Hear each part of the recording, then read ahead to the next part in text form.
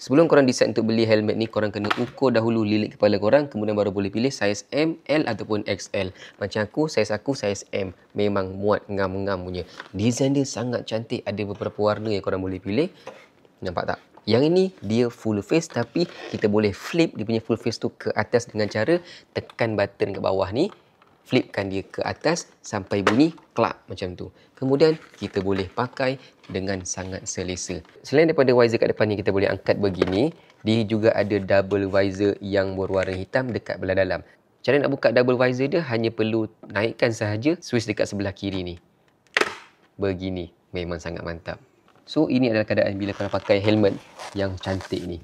Oh, macam ni. Lepas tu korang boleh turunkan dia punya full face ke depan ni. Visor depan ni korang boleh pakai ataupun boleh buka macam ni. Visor dalam pula korang boleh tutupkan begini.